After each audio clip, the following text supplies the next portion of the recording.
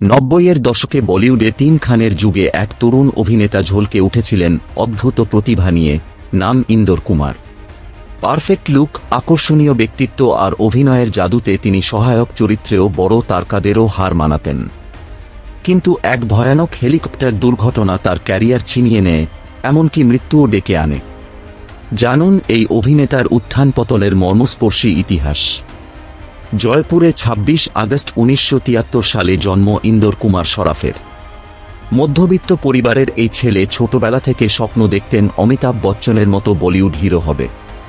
তাই ১৯৯৩-৯৪ সালে মায়ের সমর্থনে মুম্বাই পাড়ি দেন। মুম্বাই এসে টাইকোয়ান্ডোতে ব্ল্যাক বেল্টধারী ইন্দর একসঙ্গে নাচ, মার্শাল আর্ট ও অ্যাক্টিং শিখতে শুরু করেন। প্রথম দিকে প্রযোজকদের অফিসে ভিডিও ক্যাসেট নিয়ে ঘুরতে হয়েছিল তাঁকে।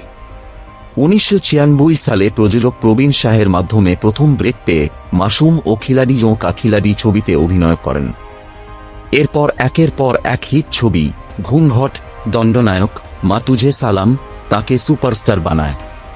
ক্যারিয়ার তখন তুঙ্গে। সেই সময় ২০০০ সালে মসিহা ছবির শুটিংয়ে হেলিকপ্টার থেকে লাফ দিতে গিয়ে ১০০ ফুট নিচে পড়ে যান ইন্দর। পা ও মেরুদণ্ড ভাঙা, মাথায় গুরুতর আঘাত। ডাক্তার জানান ৩ বছর শয্যাশায়ী হতে হবে।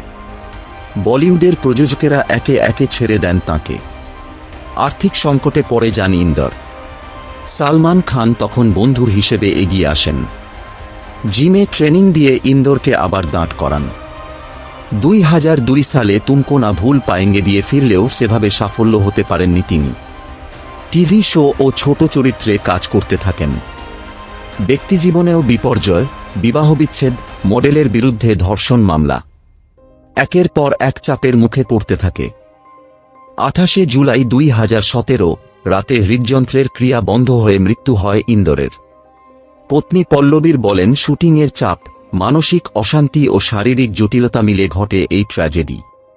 তার গল্প শেখায় বলিউডের জগতে সাফল্য যেমন ক্ষণস্থায়ী, তেমনই নির্মম। সালমানের মতো বন্ধু সত্ত্বেও ভাগ্য যেন তাকে ছাড়েনি। আজও প্রশ্ন ওঠে, কোনো দুর্ঘটনা না ঘটলে ইন্দর কি তিন খানের সমকক্ষ হতে পারতেন?